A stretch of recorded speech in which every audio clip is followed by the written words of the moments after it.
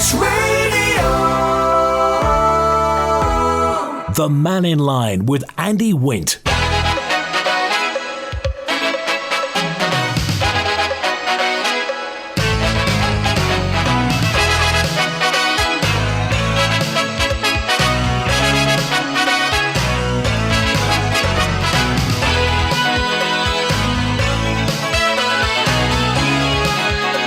Master Mai, good afternoon.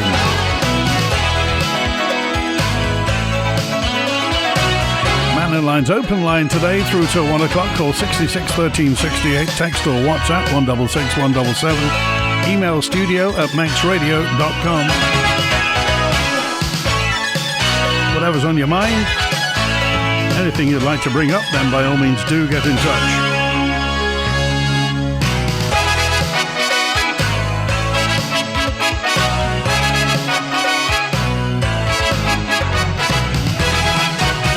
A note in from Sean, who just said, I'm increasingly concerned that the island has been told by the UK to take our share of economic migration.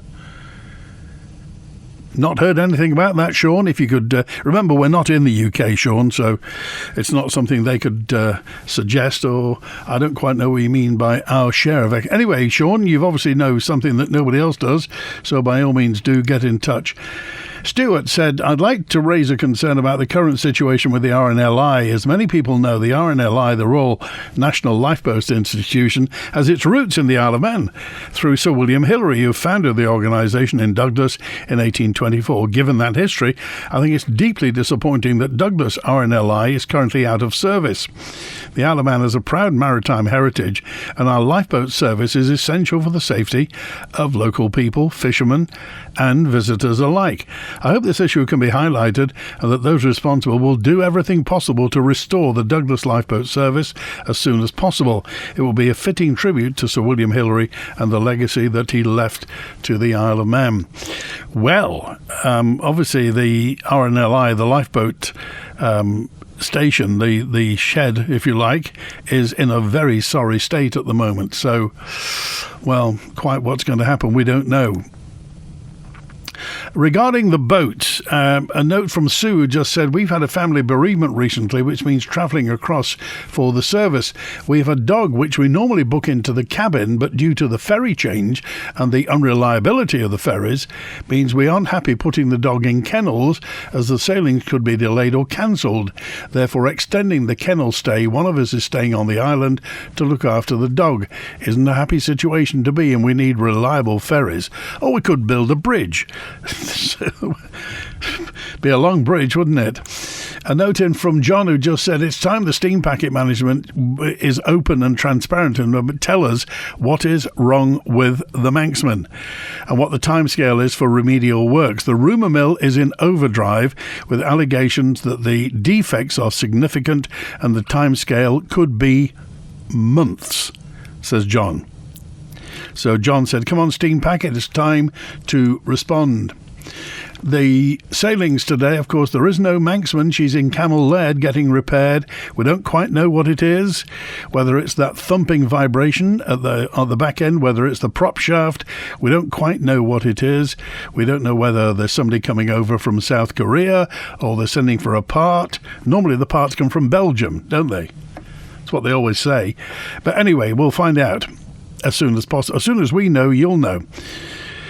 The boat's concerned, the Ben McCree is in Larne. She's just outside Larne at the moment. She'll be there in the next 10 minutes and will depart Larne at 1:30, getting back at 6:15, and then there will be a sailing to Heysham tonight at 7:45. In the meantime, Manannan is whizzing backwards and forwards to Liverpool.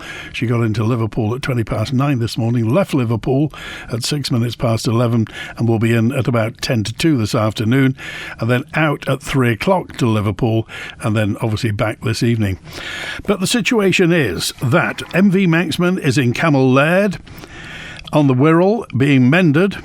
We don't quite know what it is. Ben McCree has obviously got timetable runs to Larne in Northern Ireland, which means that there's a bit of a hole, and lots of freight hasn't been moved because the Ben McCree, the cabin-free Ben McCree now, is going to Larne, and the Arrow has left Poland at the weekend apparently. Last time we looked, she was by Orkney, so she's going to be with us on the Isle of Man, hopefully later on today or possibly tomorrow, which means that the freight can then get moving again, because the Manxman is in Camel Lead. Our flagship is in Camel Lead. Now, we don't know what the problem is, whether or not it's the prop shaft, whether the vibration, whether or not the fact that Douglas Harbour was needed dredging, or whether she scraped her bottom. Whatever it is, we don't know. Well, nobody's saying anything, to be quite honest. DOI is saying nothing. Steam Packet's saying nothing. As usual, in the middle, it's you, the customer, you, the traveller. So there was also a story yesterday, and I don't know whether you can confirm it, but the sailing coming in from Liverpool last night, it was proved that the ferry terminal in Liverpool isn't big enough. It was a full ferry last night coming from Liverpool, and people were having to sit outside because the ferry terminal was chock-a-block. Everybody got on the boat, everybody got on Manannan, but we had reports that the ferry terminal was chock-a-block. And apparently, and again, we're waiting for confirmation, there was but one working toilet. Now, you can remember when Pontus was in session. Pontus was that little floating bridge where we used to have a ferry terminal, because the old ferry terminal went, and that was small enough. But Pontus often got very full, and there wasn't much in the way of ventilation, unless you opened doors. So we'll find out. Is the ferry terminal big enough in Liverpool for Manannan? Has it got air conditioning? There's nothing really in the way of refreshments apart from vending machines. So we'll see. Manxman repairing at the moment in Camel Laird. Ben McCree going to Larne, and obviously the decision's been made. There will be no passenger cabins, so that will presumably mean no dog cabins. Manannan, the situation with the Liverpool ferry terminal, and the Arrow will be here tomorrow. It's the Isle of Man. Schools broke up last Thursday, by the way. We'll wait and find out, and as soon as we get any information, then we'll pass it on to you. A note in that just says, I was on the boat last night. It was full. This is Texter 382, and the foot passengers got on before the cars. We drivers, who pay the most, struggle to find seats. I also think half of the boat had international travellers arriving. No passports. So, what's happening? That was 382.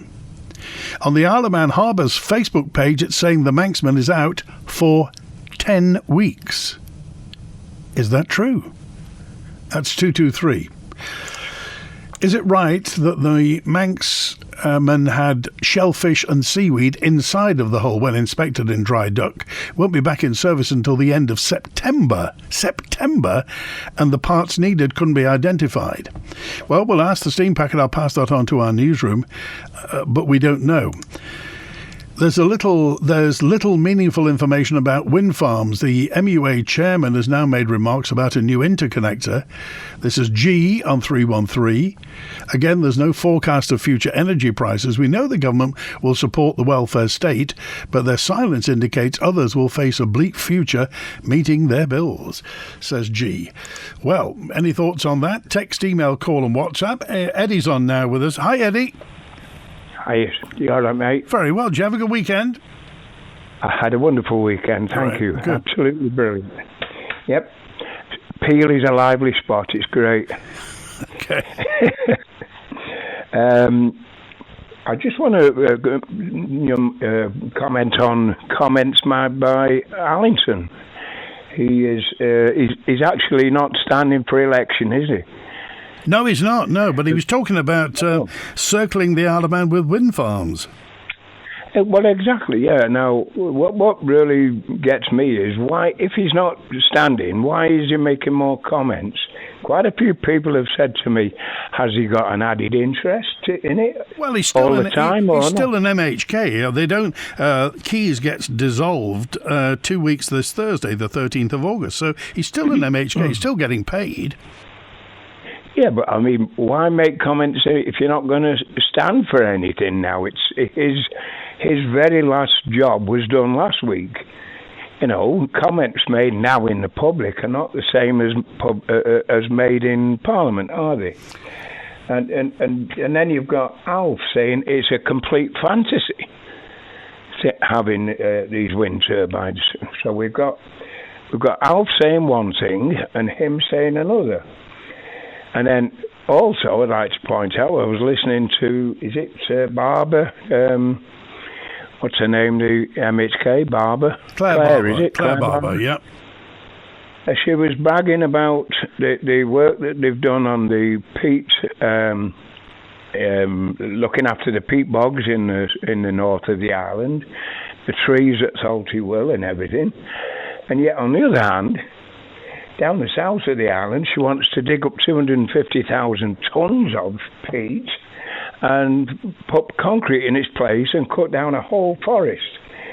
Now, the word that comes to my mind is a bit of a hypocrite, that, isn't it? You're bragging about one little bit and yet creating a disaster at the other end of it. Well, I don't speak for Claire Barber, but I'm guessing she'd probably say that's for the greater good. Well, if it's for the greater good, why is she creating peat bog at one end and taking it away at the other? That's not for the good, is it? You had to leave it alone. It took hundreds of thousands of years to create these peat bogs. So you can't just take it away overnight and think that's a good thing. You know, our kids, the future of this island, it depends on us lot now, and they've got the chance to make a difference at the moment. All these young ones from the schools, excuse me, when you do your interviews with the schools, none of them have had any education on these things. I've given my telephone number to any of them if they want to see what I've studied for the last 3 years. That's about the same amount of time that you do in university to get a degree, isn't it? But nobody seems to teach the kids of our schools what all this lot means. It's just a commercial, absolute nonsense. So I wish that Alf and Allison would get together and do a live show and say who's right, give us their views. Why is one way and why is one the other? I've already estimated it'll cost the Isle of Man about £1 billion. Are you asking the candidates who come round to your door about it all? I am indeed, yes. I've told you. I'm even asking them if they can put it on tape for me alone, because I know I can't use it in court, so that I can, if they go against it, you know, I can say to them, you told me this, you told me that. But, you know, the government has dissolved now, hasn't it? And no, all of a sudden, no, in 2 weeks' time. Or is it in 2 weeks' time? Yeah. Well, let's see if they say anything in the government about why one Allison is one way and Cannon's the other. Let's see if they can tell the public out here the truth of it all. So about time we had some truth. You're in. Are you in Russian? I'm in Russian. Yeah. Okay. So we've got Gary Chambers, Michael Crowe, Michelle Haywood, Mark Kemp, Lawrence Vaughan Williams, and Simon Williams. Have you spoken to any of those? I've spoken to half of them now. I've got two to get in touch with to see if they'll come and have a chat with me and a couple of the neighbours. But there's a couple I don't want to even entertain. One is the one who's been in for the last 5 years and done nothing. So that one's completely out, and the same with all my family. That not one of them will vote for that one again. But it'd be interesting to see what the rest of them want. Okay, all right, Eddie. Thanks for calling today. Thanks, Andy. All right, 19 minutes past 12. Betty's with us now. Hi, Betty. Oh, hi, Andy. A couple of things, really. First of all, and most importantly, really, Julian, and I believe what he said, that Ørsted is failing. So what will the Isle of Man do when Ørsted fails? And these poles go up, and we're left with them and no money. Well, Ørsted's backed by the Danish government. It's a big company in Denmark, and the Danish government's very much involved in it. So, if Ørsted, I mean, not that it's not in no danger at all of financial failure, but the Danish government is behind it. Right. Well, they're still not doing well in other places. Other places are turning them down, and I think the government is just in it to get some money for the seabed, really. They're not thinking about the Isle of Man and the people in the Isle of Man. Well, our government, you mean? Yes, our government. Well, they've said that from the beginning, Betty, in that the offshore wind farm is a revenue generator. The one in the south of the Isle of Man is to pursue our net zero aims. So they've always said that the offshore one is about money, and obviously it'll have to be a lot of money because it's going to ruin the view. Yes, and also I think. Alex Allison gave the game away by letting us know that there's a possibility of them building them all around the island. And that is very worrying. Okay, all right. So that's my big problem. And I actually think that potential politicians should be able to say what they think about it. I think it's really wrong and undemocratic. I have said this before, that the government is trying to stop them from letting us know their views on this. Yeah. But this is the advice from the senior legal man, the Attorney General, Mr. Walter Wannenberg. That's his advice. Why has he advised this? Because if they evince an opinion, if they state an opinion, his view is that in law they'll have to be recused. They can't then make a decision when it comes to Tynwald on whether or not this goes ahead, because they've previously stated a position. When they can't be part of the decision making process. That's his view in law. Terrible law. It's really wrong. We need to know what potential politicians think about these things. And I think it's really undemocratic. Okay. Can we do something about it in that case? Okay. Because it's totally wrong. Okay. And I'm not the only one who thinks this, I'm sure. All right. And I think it's terribly, terribly important. Okay, Betty. I haven't finished. The other thing is the steam packet. Can we consider cutting our losses and selling this boat and getting one that actually sails? Well, not at the moment. We are due a new boat because the Fastcraft is going to be phased out at some point. In the next couple of years, it's supposed to be phased out, and we're getting a new boat to replace the Fastcraft. And the rumour is it's going to be a small version of the Manxman. So there will be a new one coming. But as we are at the moment, the Manxman is big. I mean, she's great for freight. When she sails, she's absolutely fine, and she's got lots of nice cabins. When she sails. Well, that's the whole issue, isn't it? When she sails. That's the thing. That's the main thing. When she does sail, Andy. Okay. All right. Good to talk to you, Betty. Thanks for that.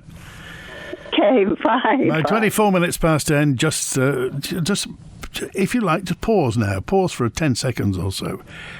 And give a thought to the motor vessel Manxman sitting in dry dock in Liverpool.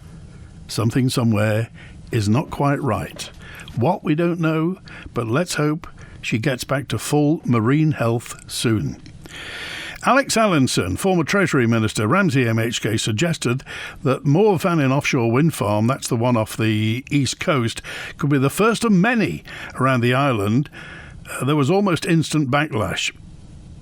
Alex Allison, Dr. Allison, have been speaking at a hearing and said the project will be important for the sustainable economic future of the Isle of Man. Shortly afterwards, Chief Minister Alfred Cannon MHK took to his social media to bluntly rubbish the claims, saying it's not helpful and it's not happening.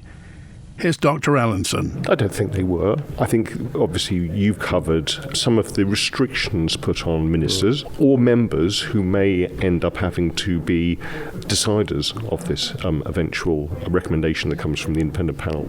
And so I think when you look at some of the coverage of the evidence being given to the panel, it has been lacking one key crucial part, which is quite basic. What's in it for people on the Isle of Man?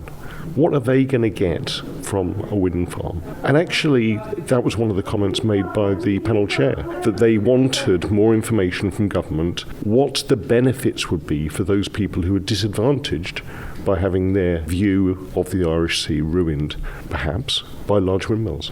And so I thought, as Treasury Minister and as previous Department for Enterprise Minister, who played a part in drawing up the economic strategy, who looked at all the evidence presented to us about various ways of increasing the prosperity for the people of the Isle of Man, it was a chance for me to try to give that different perspective. So it wasn't meant to be incendiary, it wasn't meant to be disrespectful for those who oppose offshore wind farms. I completely understand their arguments, but it was trying to present some evidence about why this was part of the economic strategy that was overwhelmingly supported by Tim Wald at the start of this administration. You opened up the prospect that this is a test case. Typically what you've done is united opposition across the island. I don't think I have, because again, yes, there is a very vocal opposition to offshore wind farms, but there's also a large number of people who see the benefits of this, not only in terms of the economic benefits, but the very essence of the climate change emergency that was declared in the previous administration, and the fact that we still haven't delivered that reliability, sustainability, and our own energy security. And this is a way we could do that. Alex Allison, MHK, explaining his position. What do you think of his position? What do you think of the fact that, well, there may be lots of wind farms around the Isle of Man? It does get breezy here, doesn't it? Between October and March. I mean, it gets very breezy.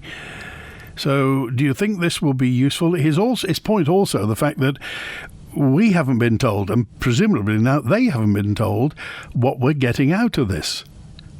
What's the payoff? If we are going to have a huge 1,000-foot wind farm off the east coast of the Isle of Man, 87 of the things clanking round, how much are we going to get?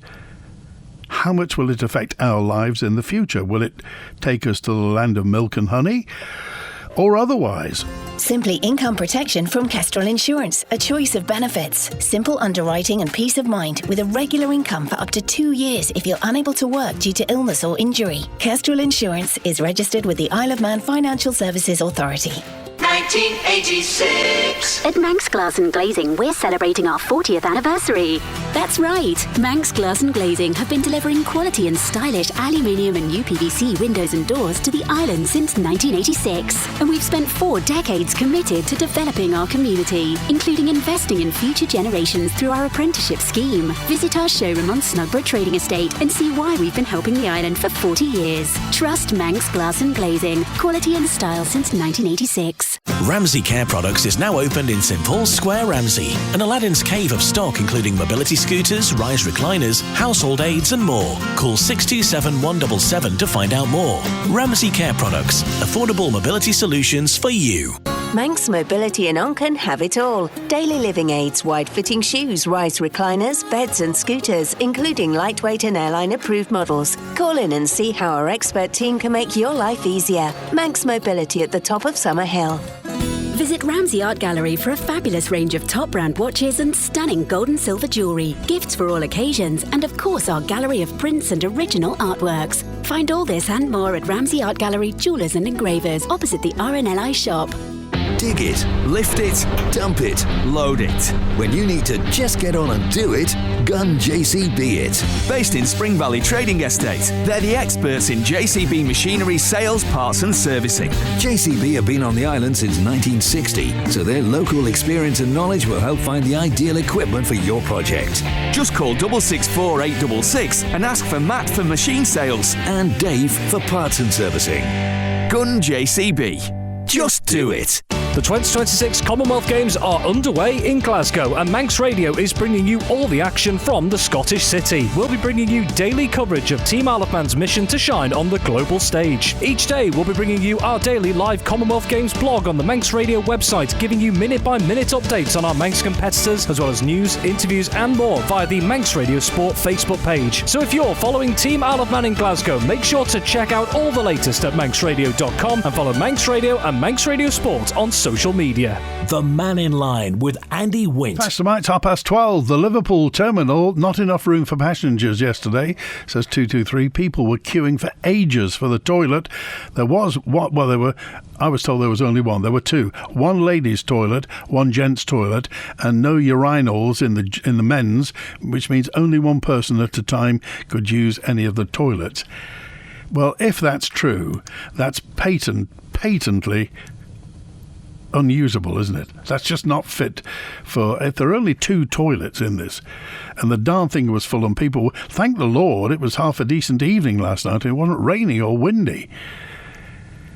Dr. Allison, says Margaret, was simply clarifying at the Marine Infrastructure Management special hearing what was in the government's agreement regarding the possibility of wind farms being around the island in the future.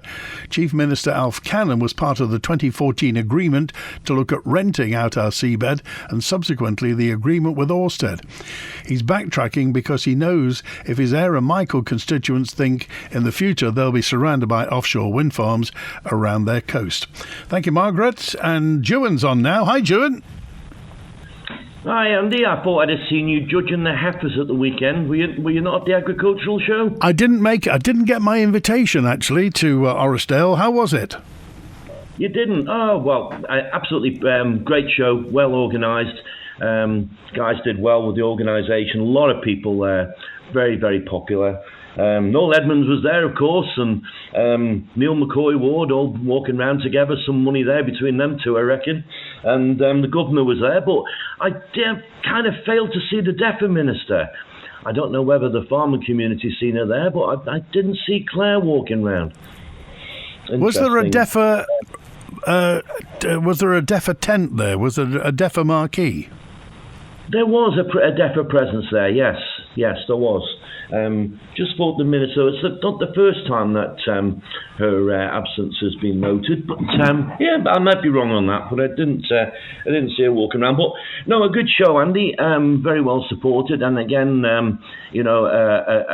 another reason why we need to keep farming. People seeing the work that the guys put in there, and the farming and the sheep and everything. So definitely another big part of our culture.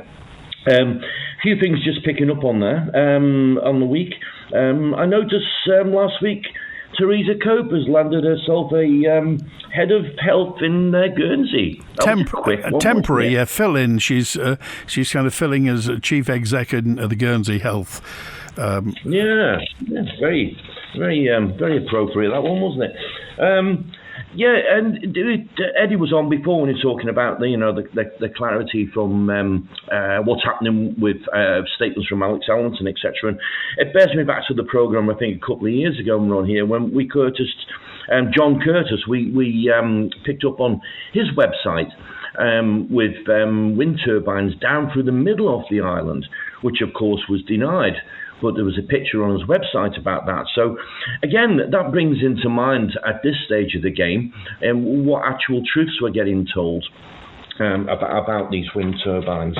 A little bit more clarity. There's a site actually, Hebridean Horizon, if people want to look into it, and it's what's happening up there with wind turbines and their views on stuff that's happening up there. Hebridean Horizon, and it's hebrideanhorizon.co.uk. Worth looking at and worth seeing what they're thinking about up there about it. And you're talking there about the Manxman, and I know the people in the shipping register are very anxious about the next boat that the steam packet are going to build, and that it's designed properly for us, not to have the same problem again. There is a boat, I believe, that's been looked at the moment, or the plans for it, for like you say, a smaller version of the Manxman. Yeah. But people in the registry who are shipping people are concerned that the right people do the right job this time. Because I'd say we've been left with a bit of a mess there. Well, the thing is, the Manxman's a lovely boat. I mean, she's a great boat. It's just that we don't know whether she's the right boat for Douglas Harbour. And remember, the steam packet are caught in between the pincers here. They've got us, the customers, belly aching about stuff, but they have to fit in with what the DOI does. The DOI is in charge of the harbour. They're the only ones that can dredge the harbour. So if they haven't dredged the harbour properly, nobody's saying they haven't, but if it isn't right for a big boat like that, it's not the steam packet's fault. They were acting in good faith in getting a boat like that because they thought there will be enough water in the harbour. No good having the Maserati if you haven't got the road to run it on, is it, Andy? I mean, shouldn't this work have been done? I mean, it's all like these ifs and whens now, but the people that are in the know and the people who make their living out of these things, surely this must have been thought out beforehand. I mean, you know, the fact that I think Whittaker actually said he was going to build the new facility at Liverpool at one stage. And of course, there was talks many years ago of I think Stenline were in the talks. I was talking to an ex-minister the other day about using Birkenhead, which was at that time by everyone that was in the meeting considered an absolutely brilliant idea. But they've gone off on their own tangent with everything, and this is the mess that we're in. I was listening just an hour ago, actually, to Sarah Maltby talking on her programme with Phil Gorn. And relaying, the troubles that she's had while being in the last 5 years in there and not being able to get things done. And really that brings me on to this next election. And we should be looking really, very carefully at who's going to go into this next election. And there's so many people now entering the arena, it's going to water down the voting, it's going to dilute the voting. And I think people really should be conscious that we need people in there who are business-minded, people who run businesses, and people who are going to go forward with that direction. And listening to people in Treasury, they say, well, we say to ministers, do you want something that works efficiently or do you want something gold-plated? And of course, people want to put their name on something that's gold-plated. I think we need business people in there. We don't want to be looking at, oh, well, that's so-and-so, and their father was great or their grandfather was great. We need people in there that's going to take us forward for the next 5 years. It's going to be very important. There's a lot of stuff which is a mess at the moment. It's all over the place, and we need some clarity back in government. And more so as well, the people need confidence in the government again. At the moment, there's so much lack of confidence. I've seen so much apathy around.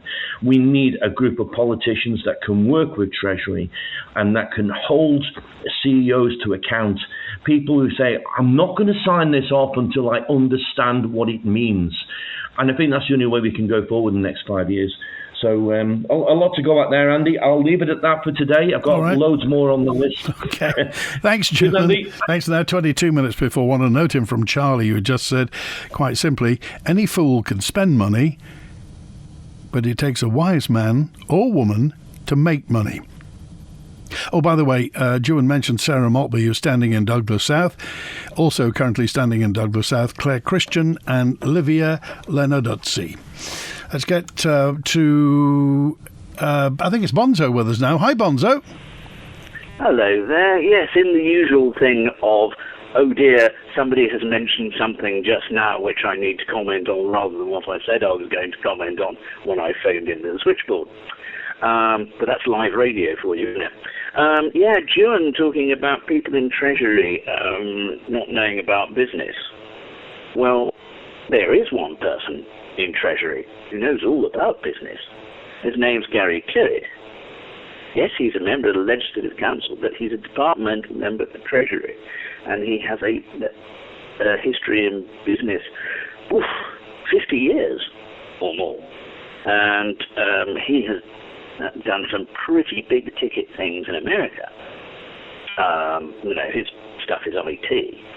But he's done other things, such as, I think he ran an airline in Namibia or something exotic like that.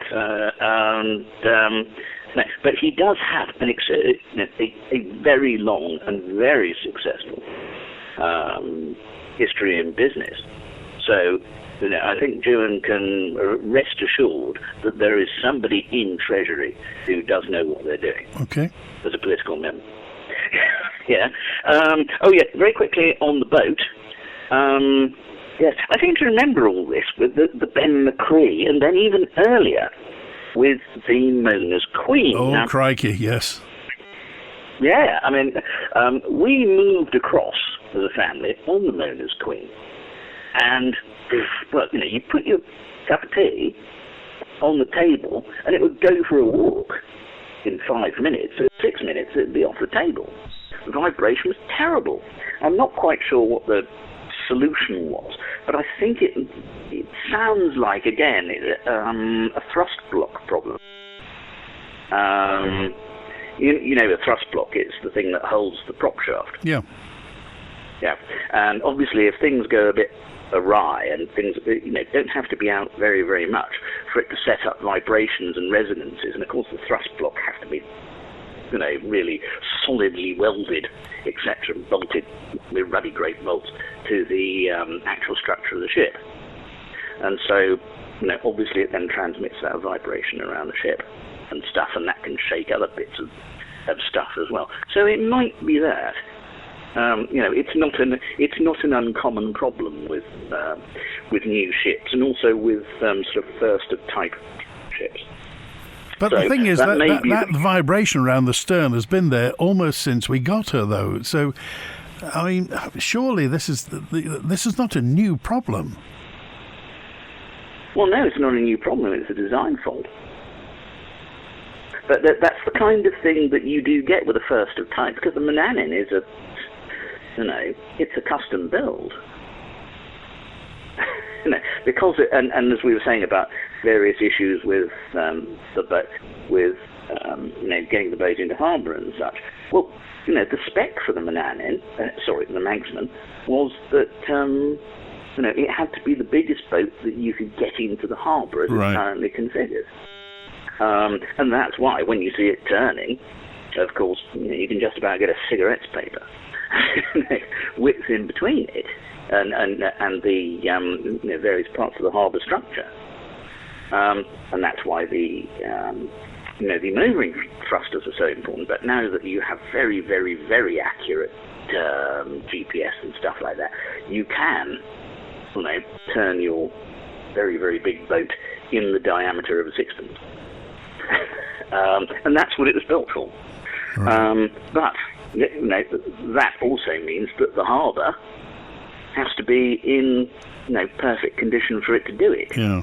There's no room for error, and because it's a big structure, if you're trying to do that when it's blowing a wind, then sorry, it's not going to happen. So yeah, those are other considerations. But coming to the wind farm debate, well, yes, Alex Allison is kind of right, and Alf, although not really being right, is sort of a bit right, because these things were identified, I think, in the AEA report of 2010, going back, that there was the possibility of 3 substantial wind farms off the Manx coast. The Mannin one, a site south of Chicken Rock, and one on the west coast, kind of north, just north of the headland of Peel, then going up past, Kirkmark and up to Jerby. Yeah. So those are known things, and that was, what Alex Allison was. Yeah, these were the options on the table, and then we looked at them, and then we went this way. It doesn't mean that those options are still on the table and there's going to be some sort of massive conspiracy of going, oh yes, now we're in government again, whoever it is, will go, yes, let's build a blooming great wind farm off Chicken Rock, and let's build a blooming great wind farm off the west coast. No, that's not going to happen.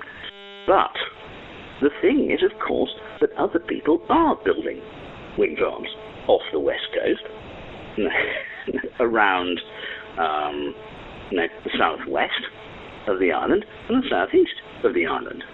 And they're beyond the 12-mile limit, and there's nothing we can do about it. And those will be nice, big things that spoil the view, and we will, as I say, have no control of it, and also, more importantly, no money from it. So a lot of the argument about, what about the view, etc., is, well, that boat's already sailed. Sorry. So, are we going to, make a rational choice and go, look, we need the money? But that also comes to another thing with Ørsted, where they're trying to actually get it for 4 magic means and a turnip. Yeah. And they actually have to be told to foxtrot Oscar in no uncertain terms unless they start negotiating in a realistic way, or not. We look at our full view and have no money for it. To Tracy, I think what you've said before is, so in principle, this is going to happen. This is the one off our east coast. In principle, if it's going to happen, we need a lot more money, and they need to be serious about a lot more money. Is that right? Yep. Okay. Absolutely, because at the moment they're talking about, I'm seeing figures bandied around about something like 60 million a year, and some kind of percentage on the power production. Now, the 60 million a year, of course, note, isn't index linked for a 35-year period. Yeah, they're going to love that. Of course, Ørsted would love that, because it means that the thing costs them half as much. As the value of that £65 million diminishes over time. But surely somebody in our government put those two words in, index linked. Surely they would have thought to put index linked into that. You might think that. I can't possibly comment. Okay. Bonzo, thanks very much. I'm just going to go and get 4 turnips now. Okay, thanks. Yeah. Thanks for calling today. 13 minutes before 1. This is the Isle of Man talking. The Mannin Line. A note from Jason, who said, the steam packet, Wednesday, 5th of August, not a single passenger sailing bookable to or from the UK. No EasyJet flights to the northwest on Tuesday or the Wednesday. Only the limited and very expensive Loganair flights, £500 for 1 adult and 3 children one way on the date. £500. How is this acceptable to the public and our visitor economy, and why are there no fastcraft sailings at a minimum? Cancelled sailing has really messed up plans for our family we had due to come over. We came back on the Ben a week ago, says WhatsApp 744. We used to have a dog cabin when on the Ben. We had to go into the dog lounge, which is so small it was claustrophobic. The steam packet has refurbished the dog lounge and made it worse than it used to be. There were 5 dogs in it with owners, and he couldn't even walk to get out of the door. We spent the journey on deck. One architectural design company has particular expertise in achieving planning approval for a wide variety of projects, from landmark buildings to spectacular homes. Talk to the experts at Ellis Brown and get your project off the ground. For excellence in design, search Ellis Brown. Ramsey Garden Centre opens 7 days a week for an extensive range of exclusive products, garden gifts and ornaments, solar water features and offers throughout the garden centre. Grow smarter, greener, season after season with Ramsey Garden Centre. Healthcare can often feel disjointed, uncoordinated and lonely, especially when off-island care is required. That is not the case at Clinic Savoie. With clinics in Douglas and Ramsey, Clinic Savoie is the first private integrated healthcare service to bring together Manx GPs, specialists and carefully selected partners who all work together to ensure your care is completely focused on you. Call 682,000 or visit clinicsavoie.com. Take the next step with Clinic Savoie. A great night's sleep got even better with Zed's Bedding Store. From quality Bell-Dorm bed linen and mattress protectors, fleece and woven throws, to luxury duvets from the fine bedding company. Zed's Bedding Ramsey, next to Isle of Man Bank. Now is your chance to recognise inspirational individuals and groups making a real difference on the Isle of Man with the Heroes of Man Awards, brought to you by A Little Piece of Hope charity. From quiet acts of kindness to outstanding community work, nominate your hero or heroes at alittlepieceofhope.com/nominations. That's alittlepieceofhope.com/nominations. Nominations close Sunday the 30th of August, with the awards ceremony late January 2027. Details coming soon.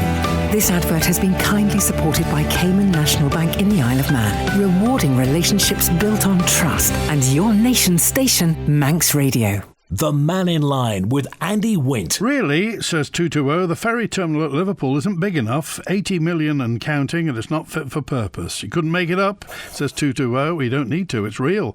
As per the AG, none of the Isle of Man Tynwald candidates can discuss the wind farm proposals. If that's the case legally, then surely they can't discuss any items which may be discussed in Tynwald in the future. Have we considered this in manifesto discussions with Manx Radio? No, 339, it's just about the wind farms. Ørsted, 068 tells us, Ørsted are being propped up by the Danish government, and there's talk on the internet, oh my word, must be true then, that a change of government at their general election could withdraw support to Ørsted. Well, we don't know that, do we? And if anybody does know about it, then by all means, tell us all about it. Julian's with us now. Hi, Julian. Hi, Andy. That is exactly the point I was going to make. Oh, right. Okay. So, Betty brought up a very good point about how financially secure Ørsted is. Today Ørsted's share price is 90% down on its peak. And I think what Betty brought up, more worrying for Ørsted, is there are 4 Danish political parties in waiting who've said that they will get rid of the shareholder ownership of Ørsted, especially after the government's injection of 60 billion kroners into Ørsted made no difference to the share price. If there isn't a snap election beforehand, the next election where they'll be able to take power is March the 23rd, 2030, which is before Morvannon is intended to be started, Andy. Right. So the idea that the government are propping up Ørsted, which is true, that could all change in 2030, which is some time before they're even thinking of commencing it here. It would be nice to know what the public opinion is in Denmark about this position, because, Denmark is surrounded by wind turbines, isn't it? And they're getting fed up with it.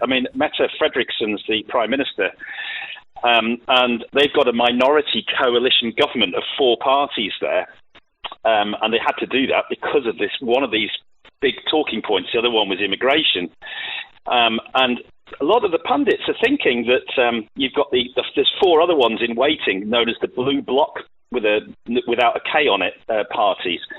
So if they get in, Ørsted not going to look too fancy, and they're not great at the moment, even with 60 billion kroners of support and also selling almost all of their assets off, including all their onshore stuff across Europe and Ireland. So they've had heaps of money, and nothing seems to be moving the needle on their share price. Speaking of money, by the way, recently we've been hearing about James Kingston, who was giving us some advice on that we should change our financial culture on the island. I noticed that he is the director of DAO SPV. DAO means Decentralized Autonomous Organization. So he talks a lot about tokenization, where you sell something to somebody on the computer. The problem with that is you've had things like the non-fungible token scandals. Even Justin Bieber was back in these things and then got stung with them, where you think you own something where you actually don't. Even a few months ago, Unicoin, they were saying that they were backed with billions of dollars. Turned out they weren't, and they've been nailed by the SEC for misrepresentation. And the problem you've got is you've got a double-sided thing. You've got celebrity influence and hype-driven valuations, poor disclosure, weak governance. Buyers confusing ownership of a token with ownership of an underlying asset. And they mentioned this, the blockchain record, but that doesn't magically make the underlying legal claim, if you say it's yours, trustworthy. If you've got a gold bar or you've got a painting with provenance, those are real things, that you can sell if you need to.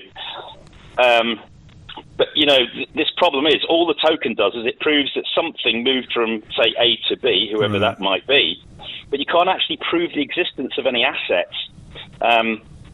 So and you've got all this legality going on. I mean, he's talking about trying to make it legal, but digital, it's just out. And you know how fast banks have been nailed, or people have been scammed online. It's just a press of a button and billions gone. Before you know it, everything's gone. So I don't know. Okay. This race to go to this I'm not sure if it's a good idea, really. Okay, all right. Thanks for calling us today, Julian. We appreciate it. It's 5-1.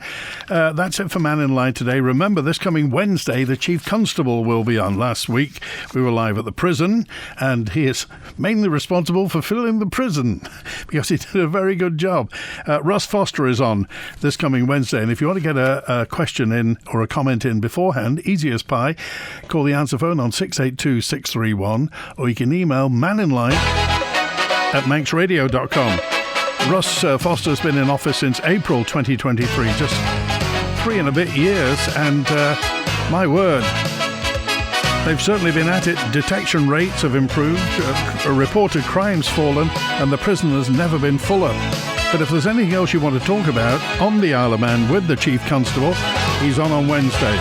So you can get stuff in the meantime, or just take your chance on Wednesday.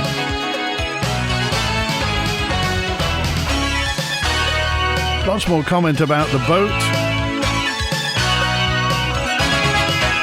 And a note in from Roger, who just said, I think you're right, the steam packet's caught in the middle, because the DOI are the ones that seem to make all the decisions. And of course, the steam packet has to rent for a lot of money the sea terminal from the DOI. That's it. Thanks to Michelle on the phones today. Back tomorrow, open line. WINT.